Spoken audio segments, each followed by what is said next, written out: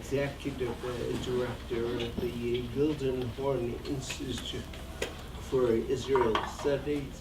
We're sponsoring Professor Ma'oz's talk.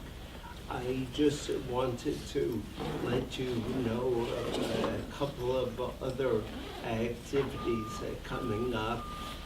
In 2 weeks, Professor Joseph Ringel will talk about on April 10th about Jewish life in Israeli settlements, what actually goes on inside the settlements. The day before that, the Sadat lecture is going to be, the Sadat Forum is going to be held at the Clarice Smith Center. Can Obama broker an Arab-Israeli peace? With, among others, Dan Kurtzer, former ambassador to Israel and Egypt, and Tamara Kaufman-Wittes of the Brookings Institution. And if you're wondering what to do with your summer, if you're a student, Professor Eddie Kaufman and Professor Manuel Sassian, he's Israeli, or Professor Kaufman is Israeli, Professor Sassian is a Palestinian and is the Palestinian ambassador to the United Kingdom. They'll be giving a course on conflict resolution, the Israeli-Palestinian experiment. It's an extraordinary course.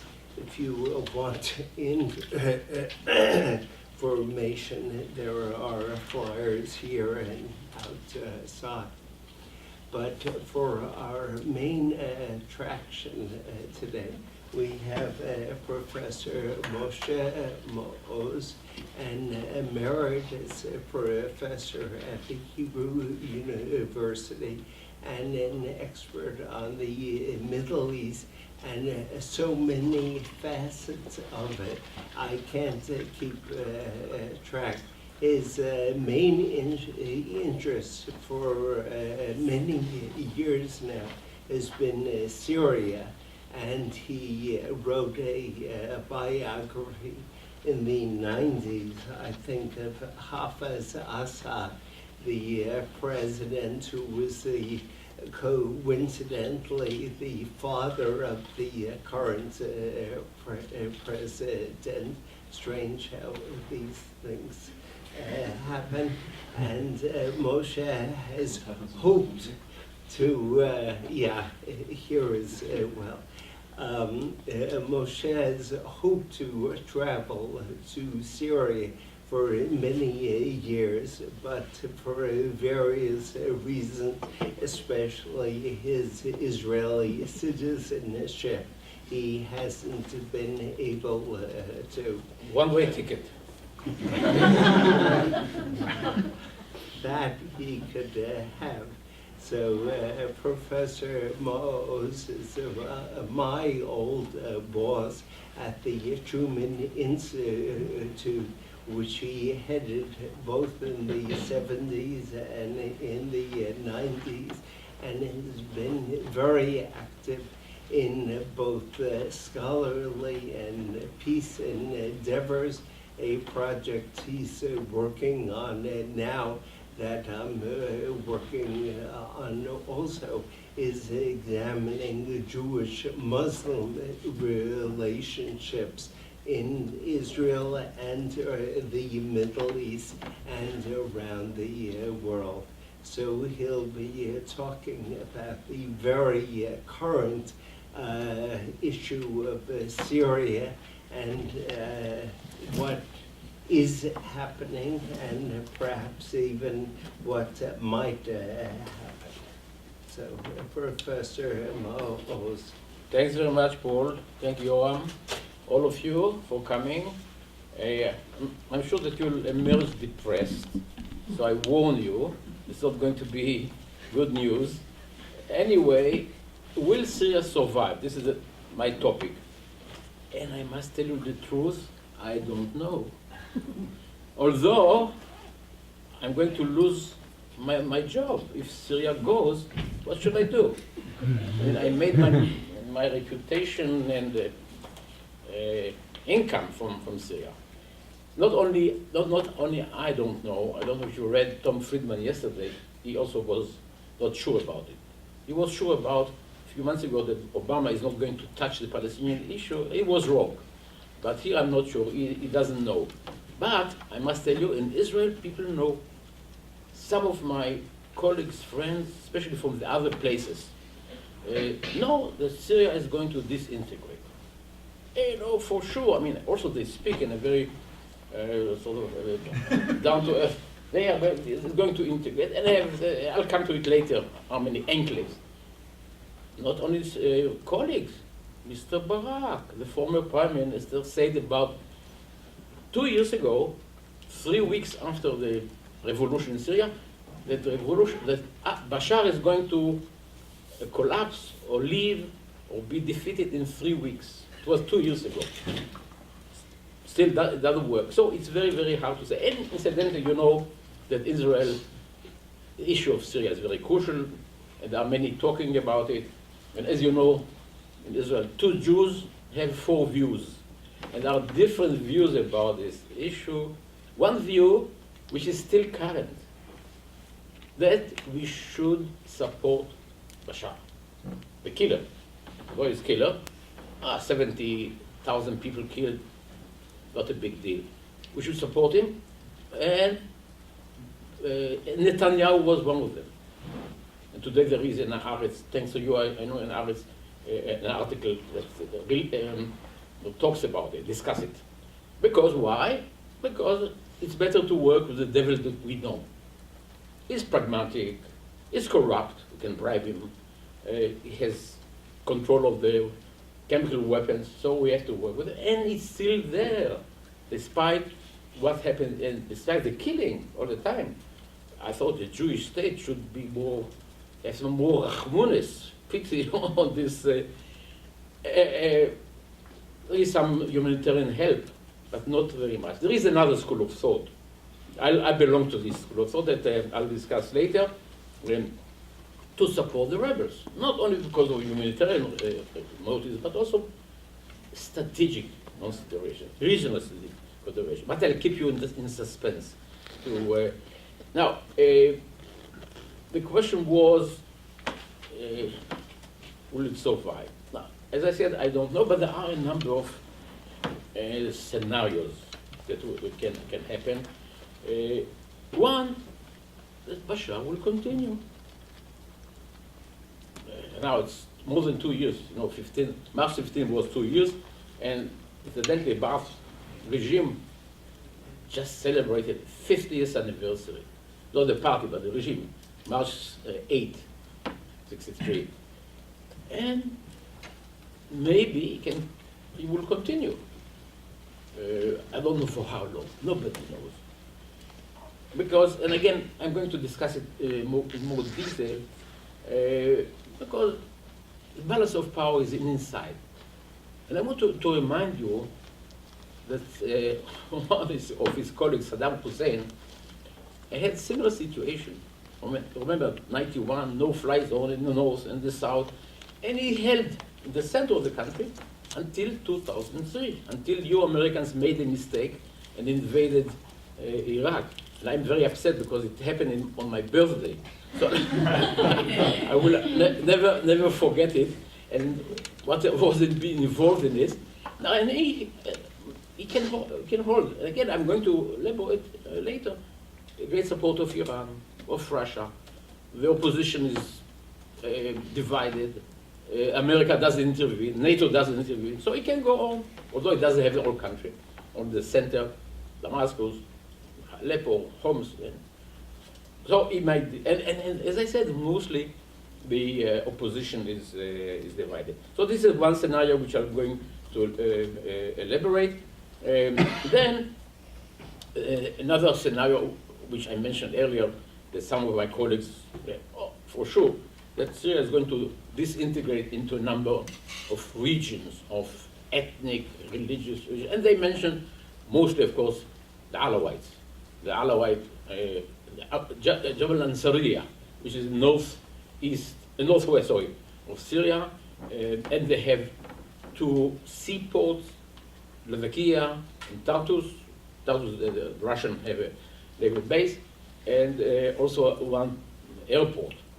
And they can control it, and maybe there is some evaluation that they are going to extend it to Lebanon with Hezbollah under the Iranian control or incentive or whatever, because Iran is not going to give up. And of course, the issue is that Lebanon, I mean, you have to occupy Lebanon to have them join this exit. And it's tough luck for this idea. The Shia of Lebanon live in the south, not in the north. So, but it doesn't, who knows, everything can happen. And of course, one has to remember to what extent you have an infrastructure there that can hold it as a state. Although they are close to the sea, but the economy is weak. And also there are many Sunnis there. Although there were ethnic cleansing they are doing some of the Alawite troops that are still there. So again, and then of course you have a more important things region, Jazeera. Al Jazeera in the northeast, bordering with Turkey and Iraq and Jordan. No, Jordan is in the south, but Turkey and Iraq mostly. There are now a Kurdish autonomous region under a party, something to do with the democratic movement, which is related in touch with the PKK, the workers, Kurdish party's workers that are, of course, in conflict with Turkey. Recently, there have been some rapprochement between Erdogan. Anyway, so this is another one, and they speak also about the Druze enclave, so to speak, again, southeast of Damascus. And here again, there are all kinds of speculations, but I must tell you, the Druze, most of them, support the regime. But after this integration, I don't know. And according to history, and I'm an historian, the Druze don't want a state. You know who wanted a Druze state? Israel. Israel tried to build, Yigal Allon was especially keen on it, to create a state from Jabal Druze, Wadi Taim in Lebanon, and the Golan Heights. And he approached the Druze and suggested, but they said no. Also, they're not a nation, they're a religious community. Of course, under the French, they had some sort of a state. Anyway, it's a very complex issue. Now, I gave you the best scenarios. The best case scenario, which I hope, I pray, that you will have a regime change.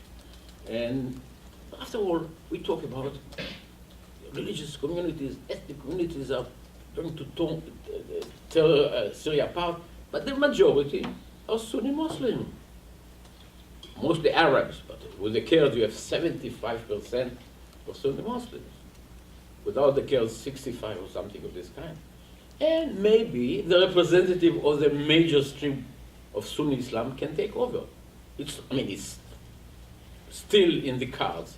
I'm thinking about a combination of senior officers, Sunni officers, and even the Muslim brothers, the Ikhwan, who are very much organized. So, and I'll come to them later.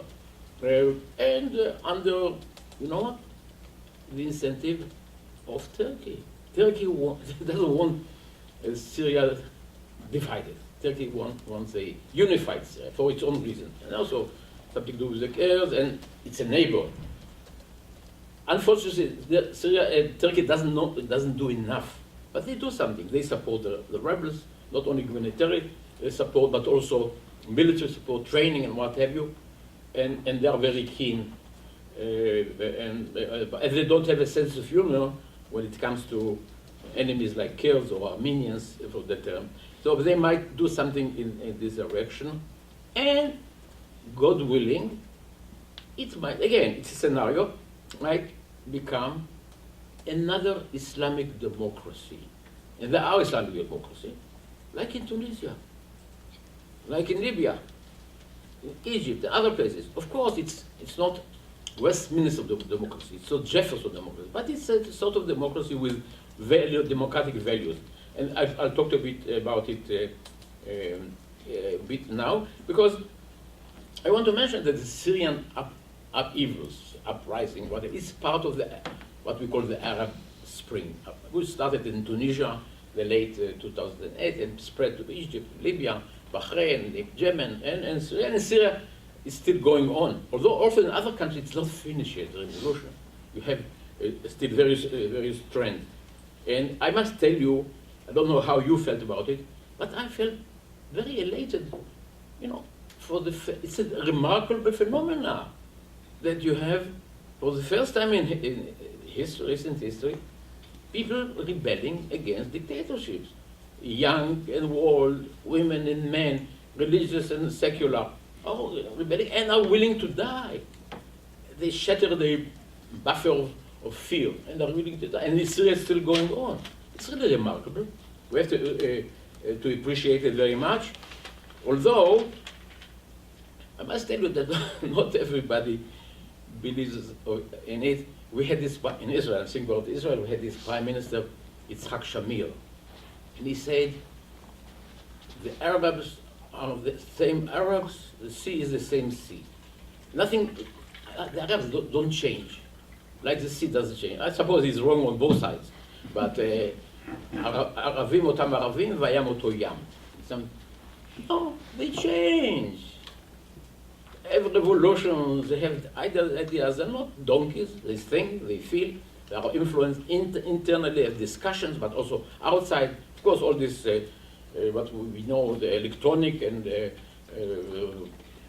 devices and what have you, it comes to them.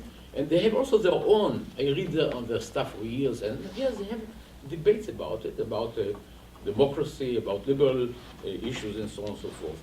And they talking for the first time on dignity, on justice, on equality, pluralism, opportunities, and democracy. And again, in many places, and in Israel too, people think that democracy and Arabs or Islam is incompatible. No, it is. It can work. It's again not the same democracy. Because Israel brags, we are the only democracy in the world and in the Middle East. It's a bit exaggeration. There are other. It's not yet full-fledged. It's developing. But what happened?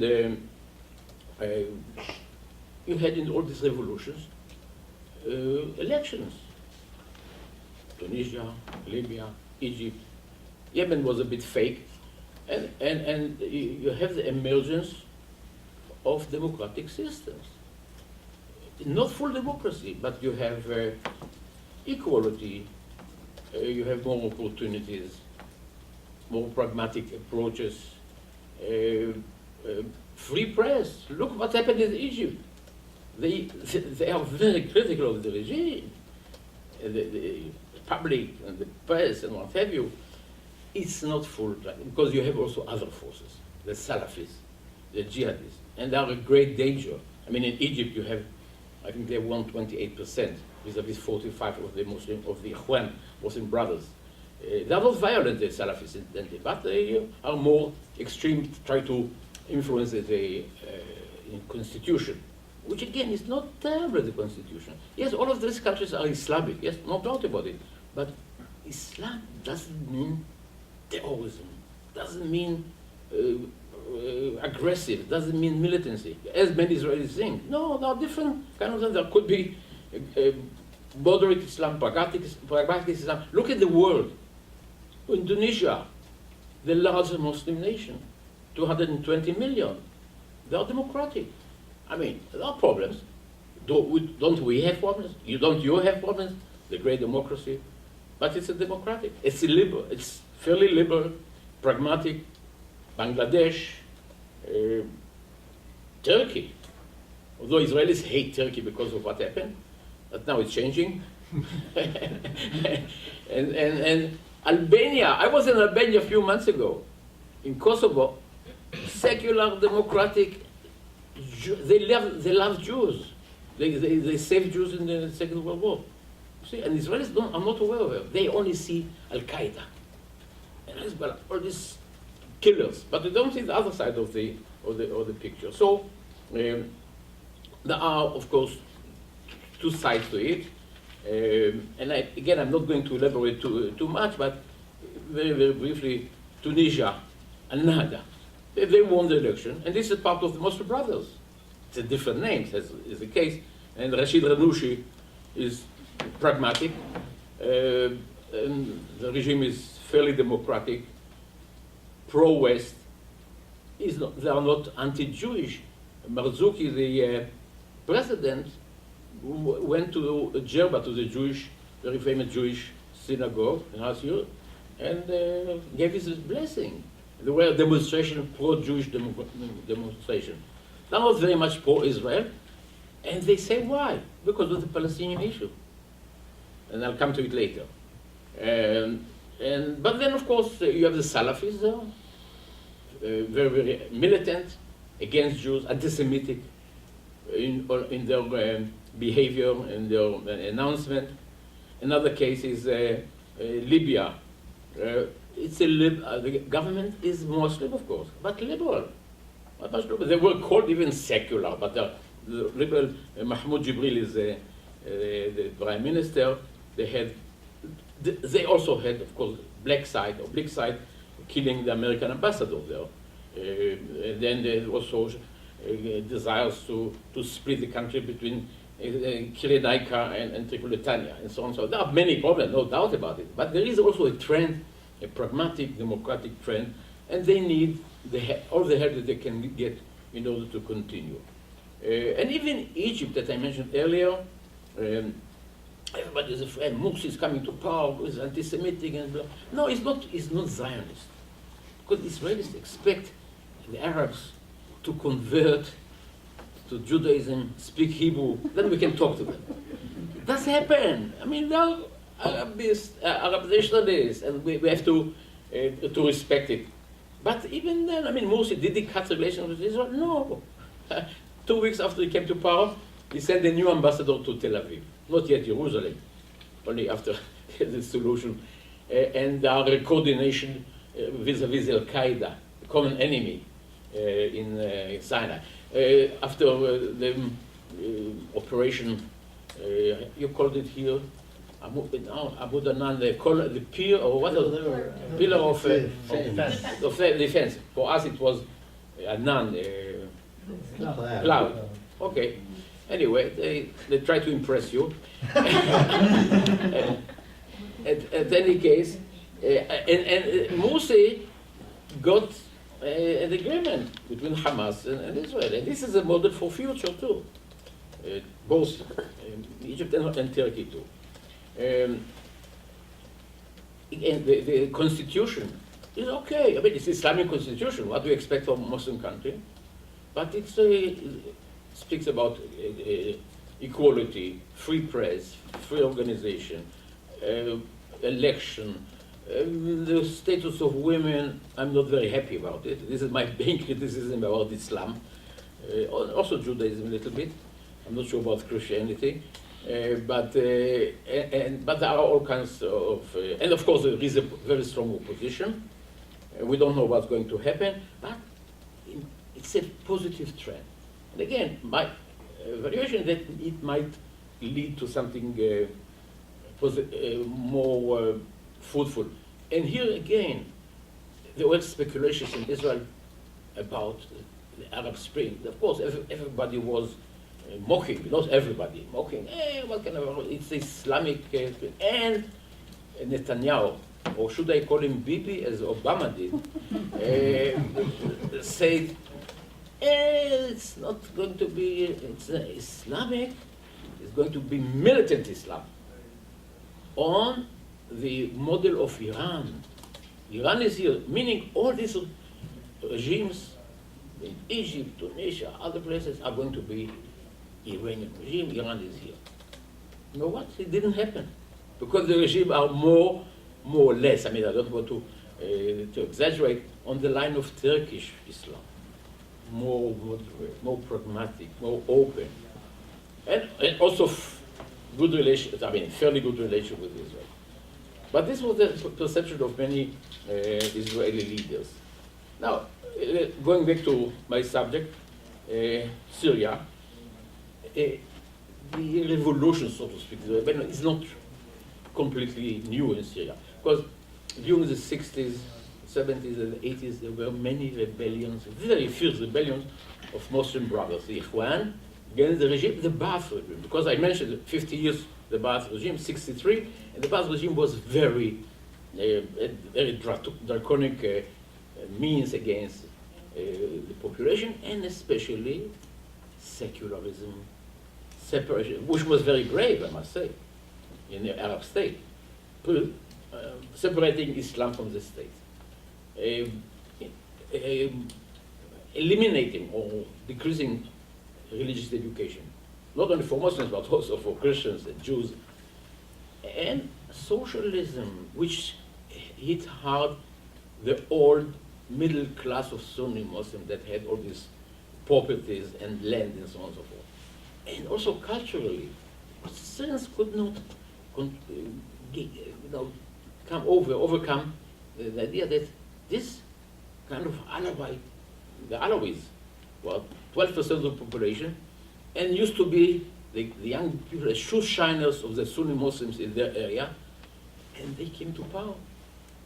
In Hebrew, Evet ki imloch. A slave becomes a king, and they were, many of them, arrogant to the population and very, very oppressive. So it's a combination of a number of factors. Also that, as you know, because here there is a confusion, who is an Alawite. According to many Muslims, especially the religious Muslims, the Alawites are heretics, kuffar, worse than Christians and Jews. And this, not I said it, Ibn Taymiyyah said it. I mean, not only him, was a great scholar of 13th, 14th century, and he said that that the Muslims, you should not associate with Alawites because they are kuffar, and they are worse than Jews and Christians, which is true, because Jews and Christians are Ahl al-Kitab, the people of the book. And here you have a combination of all kind of animist orientation, and also Shia, because this is why they are called Alawites, after or Alawis, after Ali. But this is their way to show that they are the Alawis. But of course, they are not going to fool the Syrian. Even the Shia in Syria, only 1.5%, don't regard them as Shia, let alone the Sunni. Again, not everybody, not the secular one. For the secular one, everybody is a Syrian Arab, but the religious one. So again, I'm trying to give you some sense of the hatred that you had, and they controlled Syria 50 years. Yeah, they didn't control everything, but they were clever enough to control mostly security and military. Not every position, because if you put all the Alawites in the army, you don't have enough soldiers, because most soldiers are Sunnis. So senior positions, sensitive positions, especially in combat units, and Air Force too, and in Mukhabarat, the security, and it works. Look now. 2 years and these bastards are still going on with all this combination of forces. Now, going back to, before I elaborate on this, going back to the Muslim Brothers, again, the image is that they are fanatic, aggressors. No. Also in Egypt, but also in Syria, their agenda is also democratic. Whether they mean it or not, we don't know. And of course, democracy under the Islamic supervision of the ulama. But for years, this was the case. I mean, going back to a period before the Ba'ath, Muslim Brothers participated in the election, and they were in the parliament. There were parties especially the Walibi and others, were parties and peaceful. And they accepted, because it was a democratic parliamentary system under the French, but also later under the Bath. And they spoke, and even now, I read their stuff, they speak about democracy, about equality, and also status of non-Muslims, justice, and so on and so forth. Again, under the supervision of of the Muslim ulama. This is also the case in Egypt with their constitution. Now, in the uprising of March 15, 2 years ago, they did not initiate it, but they joined it. Because they didn't initiate it, because in 82, as you remember, they got a big blow when Hafiz al-Assad, the fellow that I wrote a biography of him, unauthorized biography, killed, murdered, assassinated 30,000 in Hama. Men, women, children. The Muslim brothers that fought against him, also with him, aggressively, were selective. They killed only officers, officials, also Russian ones, which were there. But he was indiscriminated. He just leveled the city. His brother did it very fast. Leveled the city. And so it was such a big blow to the Muslim brothers that they lay low for so many years until what happened in 2 years ago. And they joined, and they have a great value, because they're organized in cells, they're motivated, they have an ideology, and they have a great system of propaganda. The mosques, when they control the mosques, thousands of mosques. Incidentally, Bashar encouraged the build of mosques because he wanted to win over the Muslims, so they can use it. So they are, I think, the hardcore of the uprising. Now, again, it's a very complex issue, but they are now part of the various organizations or councils that have emerged in Syria against the regime, the Syrian National Council, the Council for the Opposition Forces with Ma'oz al-Khatib, reminding my name Ma'oz, but it's the same. And so I'm very proud that I know what he's doing. He's just resigned. And this is the point that helps the regime. The opposition is split, both on the military level and also the civilian level. And all these councils, I don't want to bore you with the details, but for competition for control. And the Muslim brothers are trying to control the Syrian national councils. Others, the secular, are against it. Kurds are involved in this way or another. Druze and what have you. And again, different opinions. Ma'oz al-Khatib wants to negotiate with the regime. Others don't want to negotiate. They say, no, Bashar must go first. Others would say we have to have the intervention of the superpowers. As no, we can do the job by itself. And the same goes also for the military. You have the Free Syrian Army, and you have different officers that want to be the leaders. You have Riyad al-Assad, Mustafa al-Sheikh, and you have others, and so many names. I don't want to bore you. So this is one, and also, and this is really the main, I think, threat to Israel, and even to the rebels, the Salafis, jihadists. You have an increasing number of groups like Jabhat al-Nusra that occupied villages near the Israeli border, near the Golan, and in the north. They are not numerous, but they are organized. They train, they have arms, and they occupy places. This is, and they threaten also what I would call the mainstream of the Sunni Muslims, the office of the Free Syrian Army, the officers, and even the Muslim brothers are against them.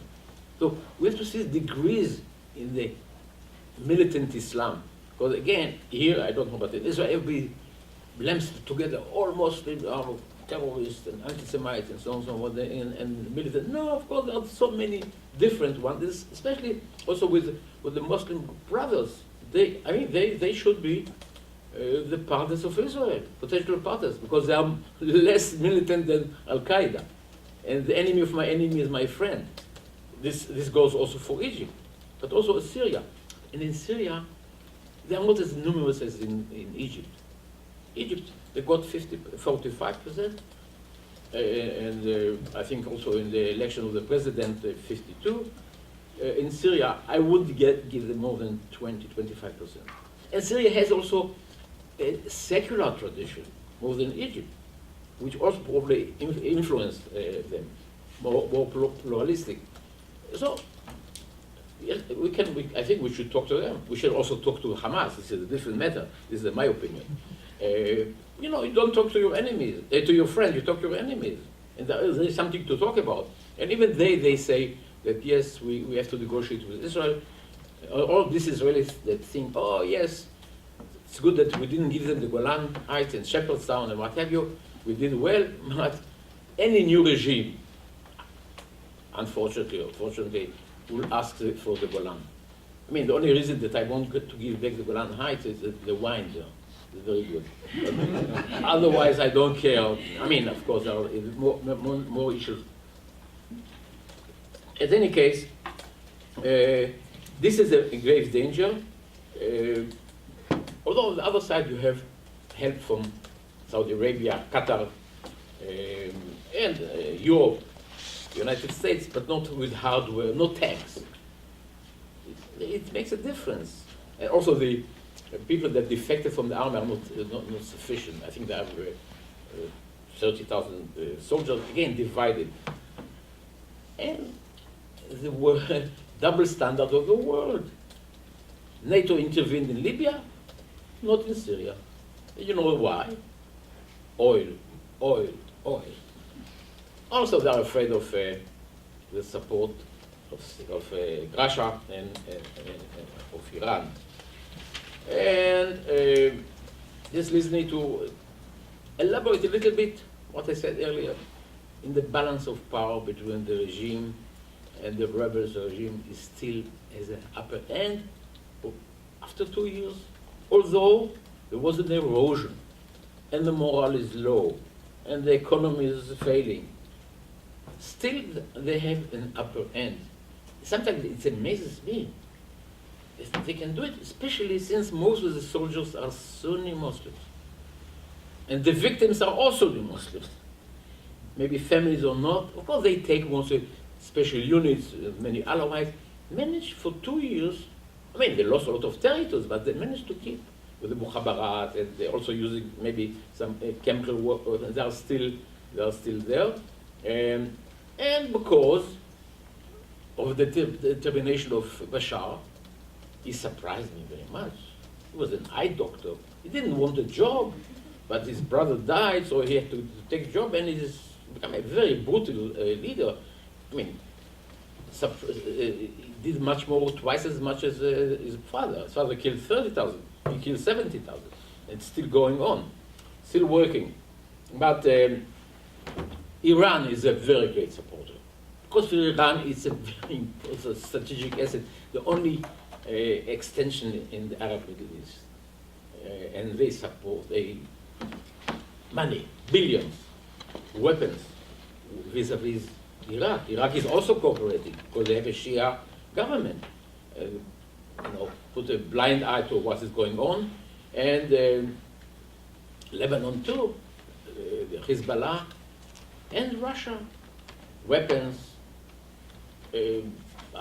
UN, China also, UN support, and it can go on and on. I would imagine, and I would evaluate, that Bashar fights for his life. And he's going to fight, I don't know, until the end, because it's not only him and his family. Incidentally, his family left for Dubai, so it's a sign of some weakness. But he is very, very much concerned about his tribe and his community. If he goes, they are going to be slaughtered by Sunni Muslim radicals. I'm not saying it, they say it. No, there are all kinds of attempts to woo, to attract the otherwise telling them, no, we are going to treat you well and what have you. They are afraid. This is also the reason that others support Bashar, Christians, for example. They support. Because they are in business, they want stability, they don't want chaos. And they are afraid that once the Muslims will take over, the Muslims will kill them too. True or not, I don't know. Druze also, for their own reasons, support, well, not all of them, most of them. I was in the Golan Heights a few weeks ago. I checked with the Druze there. Again, most of them support Bashar. And among other Israeli Arabs, the Druze are also Arabs, those who don't know this, among Israeli Arabs, especially left communists, also they support him, and they don't believe to all this news that he's killing. No, it's all propaganda, imperialism, Israel, and so on and so forth. But even the Druze, they all support Bashar. So he believes that he can hold on and on and on because of what, and he doesn't want to leave. There was a suggestion, you remember, to adopt the Yemenite model, that the deputy will take over. His deputy is Farouk Shah. And it can work, because Farouk Shah is Sunni, and he can use the Ba'ath system, which is very, very good, to continue a new regime, which is a good idea. Unlike what you Americans did in Iraq, abolishing the military system, and you have this mess. But here, it can work. But the Snegi, Bashar doesn't want to leave. He still stays there. And I say he's supported by Christians, by Druze, and also by not a few Sunni Muslims. The name of the game is interest. They have their own benefits from the regime, especially in the army, elsewhere. Also, you must, my heart is bleeding, but the Ba'ath regime has done a revolution, the socio-economic revolution. They distributed land to the peasants.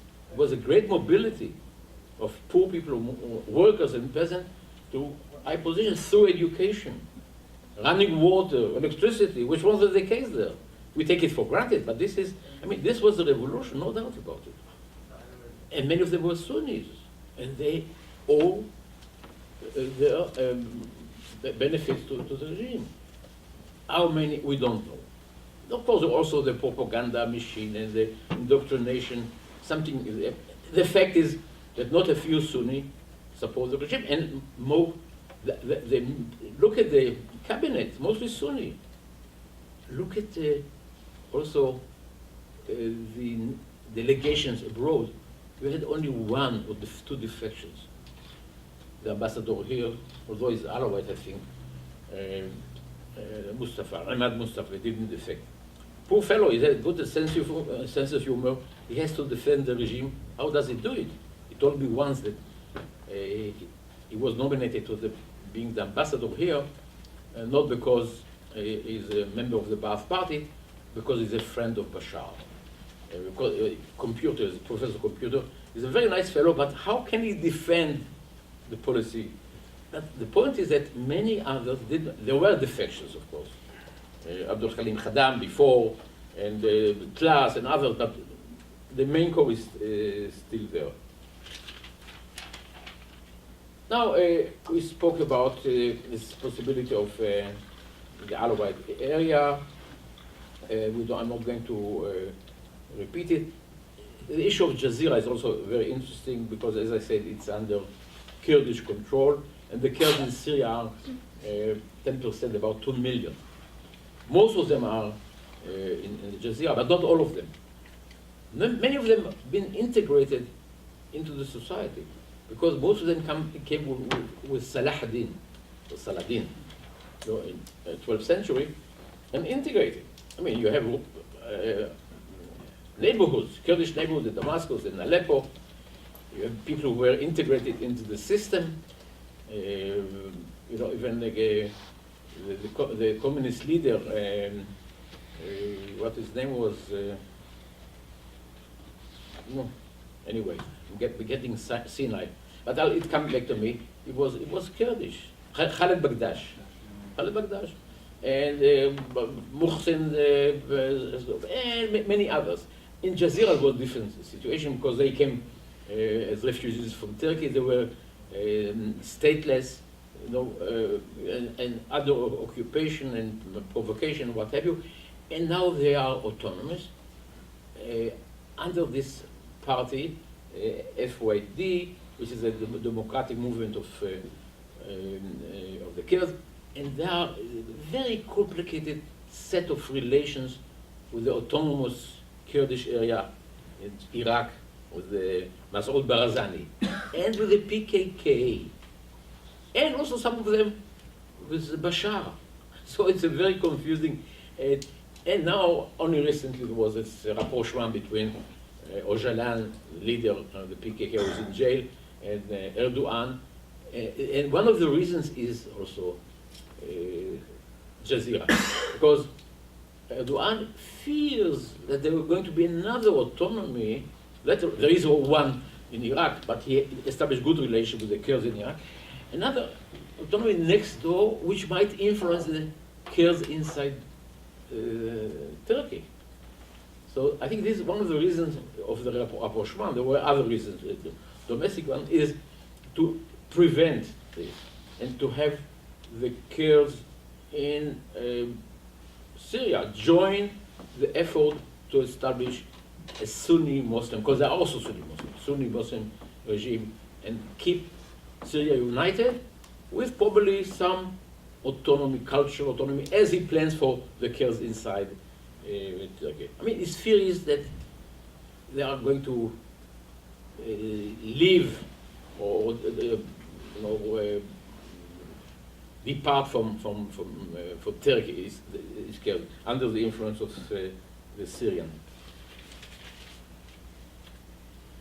Now, again, what I said earlier, and I'm going to finish soon, and I think that the Turks has a very important role to play in the future of Syria. They have 900 kilometer long border with Syria. And they have a great interest, as I said, that Syria will remain united and peaceful and pragmatic and their own style, and the Kurdish issue will be settled. And what you see also regionally, you have a creation of a new exit, which Davutoglu called, the Minister of Foreign Affairs, a Muslim democratic exit between Turkey, Egypt. And I will add to it another strategic network, maybe not democratic, with Saudi Arabia, with Jordan, Qatar, other places. A new coalition which is emerging under the auspices of the United States against the common danger, Shia, Iran, and Hezbollah. This is really the threat, and Israel should join it. Not officially as a part of it, but support it. Because this is the common enemy. But we live in this Middle East because of interest too. And here this is a very important interest to join the Sunni Muslim world under the influence or the guidance of Egypt, Turkey, Egypt, Saudi Arabia, again with all these differences between them. There are differences. Qatar, another difference. Jordan, vis-a-vis the common enemy. And I would say that the precondition for this, and in Israel very few understand it, the Palestinian issue. And Muslims, Arab leaders keep saying it. Only yesterday, I saw in the New York Times that the king of, or the ruler of Qatar said it. If Israel wants to join this, we have to settle Palestinian issue and East Jerusalem. Because this is very important, East Jerusalem. And I've done research. Paul mentioned that I'm working now for a while on Muslim-Jewish relations, because after I retired, I wanted a research project that will give me long life So I selected this Muslim-Jewish relations. You have 1.5 billion Muslims. And Jews are 14 million, but they make noise as if they are. Jews make news. So it's a big project that I hope to be, I mean, to do it together with your university and to expand it. So I think it's very, very important that Israel will settle this issue or advance. The Obama visit was very important, and he said some very important things, very kind things, but what about the implementation? I remember his speech, it's a wonderful speech in 2009 in Cairo. The Palestinian-Israeli issue is the most important one. We have to settle it energetically and aggressively. This is what the president said. He did nothing. Now in the second term, maybe we'll do it, because it's American interest too. It's interest of Israel, the Palestinians, and what have you. And those who care about Israel should know, of course there are different opinions about it, that the alternative for Israel, for a full-fledged Palestinian state, is Bantustan and apartheid. We are going there. On this unhappy note, thanks very much. Thank you very much. We'll have time for some questions. I'd like to pose the first one. You didn't talk a lot about Russian influence. To what extent is Russia help a lifeline for the regime? And what do you think the bottom line for the Russians may be? At what time would they push Assad to compromise or get out? What do they think is possible? Yes, it's a very interesting question. I mentioned it by passing, but it's very crucial. First of all, as an historian, I must tell you that the Russians, are interested in this region for centuries. No matter whether Tsarists, communists, Putinists, they are interested in this region strategically. I can give you an example. In 1772, Katarina the Great sent a fleet from the Baltics, maybe it was summer, to the Middle East, defeating the navy, the Turkish navy in Chechnya, and landing in Beirut, intervening in fights, and establishing so many schools and what have you, all over the 150 schools. Strategically, it's important, also religiously, Holy Land, and so on and so forth. They are not going to give up. They wouldn't mind. As I mentioned, also they have a base. The only base in the Arab world is in Syria, Tartus. They will be. They're not going to give it up. They don't care about Bashar if he goes. I mean, if they can assure that somebody who's coming instead of him, replacing him, is going to keep their interest, they will do it. But nobody is sure about it. In the meantime, they are talking and lying. I mean, they are talking, yes, we want to compromise. It's all Bobemaises. Bullshit. They do all kinds of exercises to mislead. But of course, there could be an agreement between the U.S. and Russia about it, but only to preserve their interests. Otherwise, they are not going to move, and they have the support, not only diplomatic, the UN and veto and whatever, but also arms. They keep supplying arms, and Iran also arms and also money, and also oil from Iran. So these are the big supporters. And I think also they try to deter Turkey from intervening. And Iran said it, if you intervene, we are going to bomb NATO bases in Turkey. The Turks are not very brave, but it must. I think they would intervene once there is a disintegration. Maybe they will intervene, and perhaps also Israel. Look at the map. Syria is sandwiched between Turkey and Israel. So there might be something, especially if there is a danger to Israel of the chemical warheads or whatever. So Israel will intervene if it's going to move to be removed to Al-Hezbollah, and Israel did it already, or to Al-Qaeda or something of this kind. And here you can have some sort of coordination with Turkey, which is, I think, so crucially important that Obama did. This is the only achievement that, from his trip, the rapprochement between Turkey and Israel. So, Peter?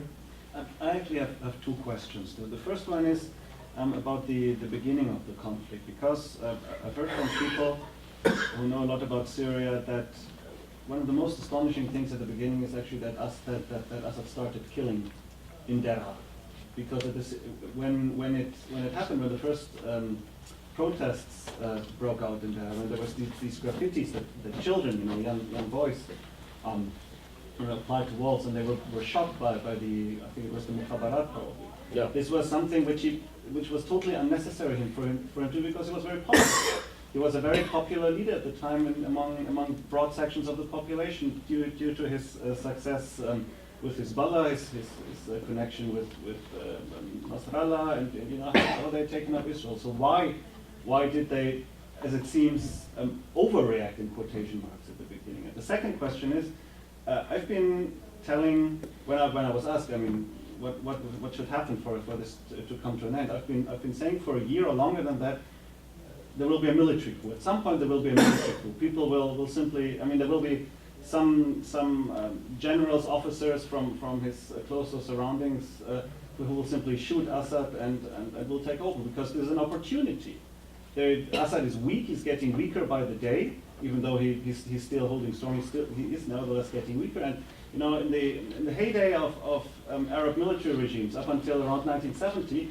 It would have taken a minute for an alternative general to take over. They would have taken the opportunity. Have they forgotten how to do it? They did it in the 60s, every few months. 50, exactly. Yeah. Why are they no longer doing it? Is it because of everything that's happened in between? Because the army is so different? Because societies are so different? Or why is it not happening? No, about Deraa, you're right. He sort of overreacted to what happened, and it was, I think, a moment that he lost any control. And you're right that he was popular, not with everybody. The Sunni Muslim traditional society hated him for the reasons that I mentioned. Who supported it, and this is very important, why he still survived? The new middle class. Mm-hmm. Of Tujar and other merchants and what have you. There are Muslims, Christians, Alawites. There are also mixed marriages among them. So this is it's a new kind of stability inside. And also, what you said, what you know and I know about the military coup which happened in Syria from '49. So he knows too. He learned the lesson, and he tightened the control on the army. With the Mukhabarat, of course, you have another unruly force, the Shabiha, which is again and now, of course, it's not popular any longer, but it took care of, especially, and I'm amazed to see what kind of control. Yeah. Well, 2 years, and look good at I also, like you, I hoped that something would come from the officers. And they were the fascists, not enough. And because, this tradition in Syria, that you have rebellions in the north, you take part of that, then you continue. And I hope very much, and it's still not too late, that the Turks will do it, with a no-fly zone from the Americans, and have a new entity in the north, with officers and so on, then they can continue. It didn't happen. And this is really the weakness of the opposition. Although they have, but as I mentioned, they call among themselves, who is going to be the boss? Another officer, yet another, because he's a colonel, I'm a general, and all of this thing. No, but again, maybe they will learn from their mistakes. A larger question in terms of the whole Middle East. It's been 100 years since World War I. And World War I ended up with the great powers dividing the Middle East artificially, making artificial boundaries. And you had the rise of nationalism, and you had entities in the Middle East that had history behind them. Turkey is an ancient culture and an ancient cohesive structure, if you will. And of course, that was the end of the Ottoman Empire, but that was only one aspect of Turkey's long history. Iran is an ancient civilization. It goes on. Egypt, in a sense, is an ancient entity that goes on. But so many of the other countries were artificially divided. There was a question over the last 100 years, and is it coming to a head now with the Arab Spring? There was a question, could these artificially created political entities, given kings, given autocrats, whatever to rule them, could they even endure? Could there ever be a sense of national identity among these different peoples? Obviously the Jews did, the Palestinians are coming to that now, but the question with Syria, which is an ancient entity, but even its boundaries are somewhat arbitrary, and you talk about the different entities in there. Is there in Syria, as of one point, a sense of nationalism in there overriding some of these other issues, or is it ready to fragment? Lebanon is another case where it is more fragmented than it is whole, as an entity, as a sense of itself. So where is that? And Jordan is a question mark too, with half of the population being Palestinian. Where is one sense of identity as a person and as a part of a larger something? So where do you see the Arab Spring affecting these old artificial boundaries and the sense of nationalism, pan-Arabism and so forth going? Oh, big question, as you said. But as you may know, there are layers of identity. The Islamic identity, it was long ago pushed by pan-Arabism, but we see it's still there. This is, in my opinion, the basic identity of most Arabs, mostly Arabs in the Middle East. And then we have also the layer of pan-Arabism, Qawmiya, which is shared by all Arabs from the Persian Gulf or the Arab Gulf to the Atlantic Ocean. Arab culture and history and solidarity and so what have you. And then you have the Wataniya, the local nationalism. Yes, you're right, it was divided and still, but over the years, you mentioned 100 years, over the years you've had a sense of identity. Syrians are proud that they are Syrians. And the boundaries and the common life and the experience and education all kept them together. But also within this, you have division that I mentioned, Jews and Alawites and Christians and this and that. This is natural. I don't know if you're familiar with Israel. You mentioned Israel. Look how many tribes we have in Israel. Sfaradim and Ashkenazim, and this or that. So each nation has these layers of. Do we have a time for a joke? Always time for No, Sfaradim and Ashkenazim. You know the difference? Sfaradim, those come from Spain, spread into the Levant, Turkey, and Ashkenazim, Central Europe.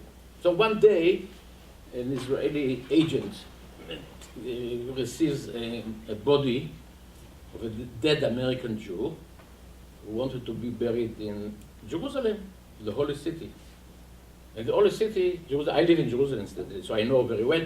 We have 5 or so Chevra Kadisha, meaning burial society. Ashkenazi, Sephardi, North Africa, Haredi, and whatever, Yemenite.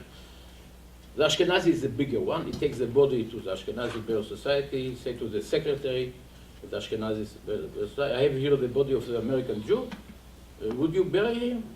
So this secretary said, sorry, but was this deceased Jew Ashkenazi or Sephardi? The agent said, I don't know.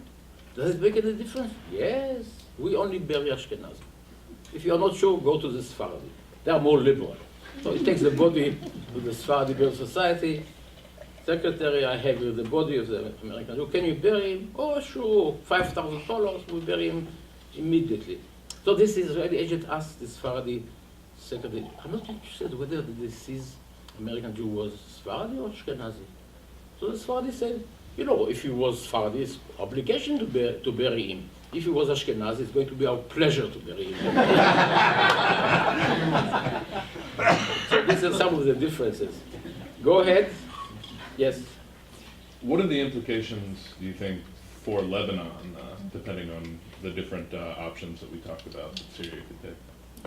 A good question. It's implication not only Lebanon but also Iraq, because you mentioned it and you mentioned it. All these communities that can live together but also live apart. It influences also the relations in Lebanon and also in Iraq between Sunni and Shia, because the Shia, now including also the Alawites, are in league together vis-a-vis the Sunnis, and you have already eruptions of violence. In Iraq, you don't need it because they have other reasons to do it. But it destabilized the entire area, the issue. Not to mention, thing we didn't mention earlier, refugees. So many refugees, and it's a burden on the economy of Jordan, and of Iraq, and of Lebanon. It's a disaster. And if there is going to be, as I hope, a stable regime, they have to do a great deal of work to repair all this. And because the destruction, I mean, refugees, to bring them back, housing, destructions, enormous. And like we talk about 70,000 dead, but there are so many wounded. And I think 1 million or so refugees. So it's really a real disaster. But I'll keep writing about it. As you are. What is the difference between the positions of the different subgroups among the opposition towards the Israeli question, Israel-Palestinian? An excellent question. There is no one position. You hear different approaches. Some say yes, we are going to open discussion with the Israelis. Others say no. Some, as I mentioned earlier, say I speak to some of them. Some of my best friends are Syrian expatriates, and they are mostly positive. But they say, as I mentioned earlier, Golan, forget that you're going to have the Golan, because in Israel, what are rejoicing? We have the Golan because Syria is out, disintegrated. No, they're going to request the Golan, and the reason is the president of Sinai. But there are some statements and declarations, but not enough. And again, you could not tell what's going to develop. My own view is that we have to invest in these rebels. First of all, humanitarian help. Israel helped 80. Japan, when they had those crises, the end of the world. They are next door. Why not help them? We are Jews. We have to help them. Also, it pays PR, and maybe also politically, with this idea that I had to relate to them, to reach them. It can work. So these declarations are tentative. They are not very, and we don't have many of them, because they are busy getting rid of Bashar. Israel can wait. And I think this is the reason why Israel is to signal to them, we are with you. Even not giving them hardware or weapons, because this can help Bashar saying, hey, it's an Israeli plot and all of this stuff. But other things, yes. Even Lieberman, he was a minister of foreign affairs. The only thing that I agreed with him was that he suggested to give them help, humanitarian help to the refugees. Don't know how he did it, but he suggested, and he was right about it. I think we have to have more declarations in this respect, and it can also promote some understanding of Syrians. I know that there are some Israelis who are meeting them in Turkey, in Iraq, but they are so split. So you're talking to somebody, what is going to be the influence? Unless we invest in people that will become once prime minister. Obama was in Israel when he was a senator. They didn't invest enough in him, so you can never tell what's going to happen. But there are, of course, secret relations with these people. The Mossad is doing it, and they said that, which is their job. But we don't know much about it. Any other? Yeah. Well, first, Tim, I mean, I already... Oh, sorry, yeah, go ahead. I just was curious if you could discuss where you see the newly inaugurated Israeli government's foreign policy headed in the next year or two, if you see any significant differences from how they've been, Towards Syria or in general? both. Both. I mean, I imagine, but who knows? It's hard. Events will, to some extent, dictate what they do with Syria. You see, you heard the question? No. What is predicted Israeli policy towards the Arab world, something of this kind? I can evade the question. I'll tell you why. Because I studied Islam, Arabic, Turkish, Middle East, because the Jewish issues are too complicated for me. Nevertheless, I've been born in Israel, I'm a citizen of Israel, I'm watching what's going on, and I'm not very optimistic. Not very optimistic. Even with the new government, it's not, how can I say, in an elegant way, it doesn't seek peace. You know what, not only me, speaking about the previous government, you heard, did you see the gatekeepers? You must see it. And one of them, Yuval Diskin, he's not a professor. He was the head of the Shin Bet, the Secret Services. And he said, a few months ago, in this debate, who wants peace, who doesn't want, that the Palestinians want peace, Israel doesn't want peace. Now, of course, everybody wants peace in his own terms. And we know, Netanyahu repeated it now, two-state solution. What he said in Bar Ilan University several years ago, it doesn't, in my opinion, it doesn't mean it. Because this is, I mean, you speak about this issue, the Palestinian issue is the crux, I already mentioned it, vis-a-vis the Arabs, vis-a-vis the Muslim world, vis-a-vis the intellectual community. And he spoke two-state solution. Does he mean it? No. His own party is against it. He himself, he did it because he wanted to, to influence Obama or to please Obama. He doesn't mean it. Because he complains that the Palestinians have preconditions. Don't we? First of all, East Jerusalem doesn't go to the Palestinians. It's part of Israel. Jerusalem united under Israeli sovereignty forever. And who joins in this? Not only Bennett, he wants even more. Lapid said it. So if he's the left pole in the coalition, what can you expect? I mean, to be fair, if I may, I mean, number one, I mean, I would actually agree with you that I don't think Netanyahu is, likely making a peace deal. But in terms of preconditions, I mean, his are preconditions. His is basically staking out in advance what his, his terms are. But he's not making them preconditions to, sitting down at the table the way the Palestinians are with settlements and whatever else they're coming up with. And two, one would assume that if a leader on the right were to be willing to make peace, he would probably have some pretty strong bargaining terms, up until the very moment that he surrendered them. Are you mean this is a bargaining position in Jerusalem? Yes. Could be. They have also bargaining position, refugees. Right. Sure. And then also the borders is for keeping the Jordan Valley under Israeli control and so on. Now, really, I agree with the top condition, but I hope something will move only with EU inducement by Obama.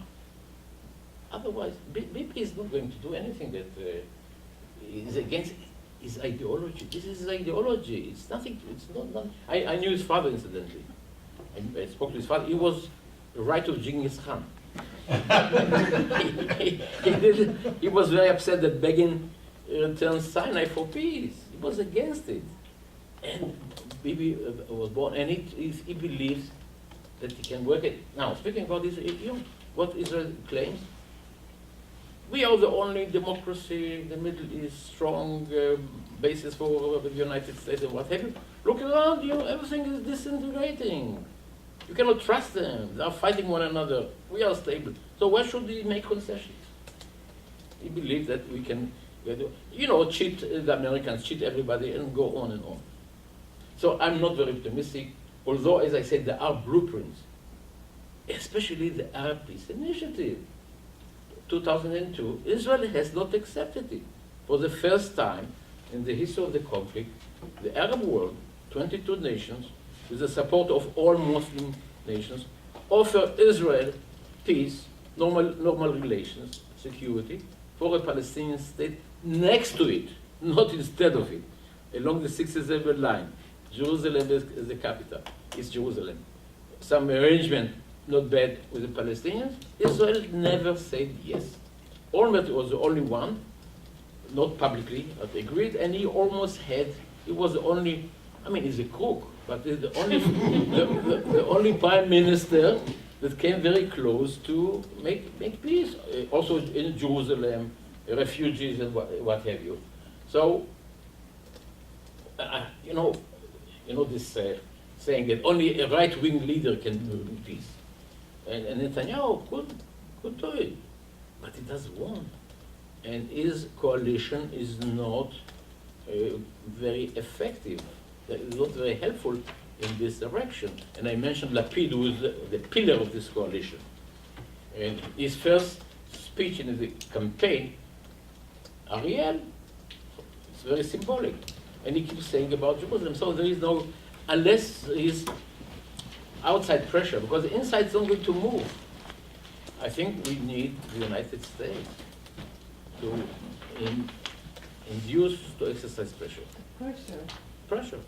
not to induce the pressure. No, I'm elegant, I'm trying to be elegant. Yeah, I would like to add something first about the issue of the settlements as compared to the issue of East Jerusalem. It's not about, for the Palestinians, about the dissolution of the settlements, it's about halting the expansion of the I was settlements. only talking That's about right. in the And that's sense a of different- that's a precondition for different issue. negotiation. Hmm?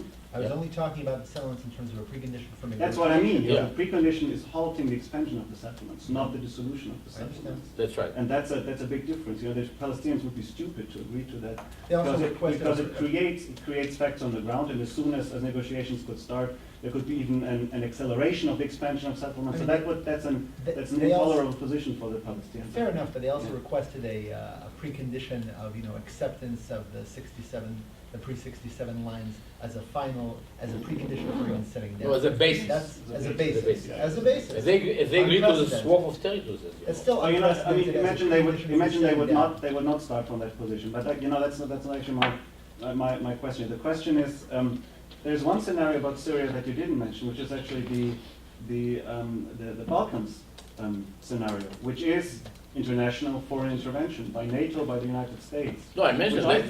Which I think is not out of the question. I mean, in the Balkans, it took years and years and years, Yeah. and it might take years and years and years in Syria. And we had the situation of the chemical weapons a week ago, 2 weeks ago, where actually we already saw that there's something that could push the American administration, that could push NATO to the brink of a foreign intervention. Yared, I hope it happens. I mentioned that the world has double standard. They intervene in Libya, now also in Yugoslavia, but they don't do it here. Let's hope that they will do it. It's a possibility, no doubt about it. But then Russia will block it, China will block it. They need to have a UN Security Council approval, don't they? Russia is going to support. They wouldn't, I mean, if they did it as a UN peacekeeping force, they could do a NATO, I mean, the UN, they could do another sort of mission, and it looks like they'll have to if they want to, but I mean. Without the approval of the Security Right, Council. there's I guess, the yeah. French incursion into Mali. Mali didn't have a UN Security Council. That's right. Okay, this is, oh, sorry. One last question. If you were called up this afternoon and asked to stop by the White House to I give hope. Obama the benefit of your advice on Syria, he knows what you say on the Palestinians, but on Syria, what would you say? I think America should do more to cause the downfall of the regime, and in the also simultaneously to strengthen, to unify the mainstream of the Muslim rebels. And of course, not to take care also of this Qaeda types of jihadists, which are very, very dangerous. So three, I think, streams, currents. One is to support the rebels with heavy weapons, and to deter Al-Qaeda types, and to try and get some international force to intervene into this. Yeah, I know it's very hard, and Obama doesn't want to do it and what have you, but as you asked my advice to him, and I think also with the Palestinian issue, it's not going to be easy for him to deal with, let alone the Syrian issue. But what I'm thinking to what you said, maybe in the same direction, maybe, we don't know, he made this compromise, rapprochement between Turkey and Israel. Maybe it's again part of his strategy, because I keep saying Turkey is so crucial to settling this issue. Israel too, but Israel should be, behind the scenes, because it's a common interest of both. Syria is the most important chain or part of the Shia axis, the axis of evil, so to speak. And the struggle is about this, whether Syria is going to join or to remain in this Shia axis or to join the Sunni. And this is going to have a very important transformation in the balance of power in the Middle East, the strategic design of the Middle East. So America knows it, and I think that they are doing in this direction, maybe not fast enough, they should do more, but maybe it's a beginning of something. I don't know to what extent it's going to take also some military intervention from the behalf of the Turks, but maybe it's a matter of time. Thank you very much.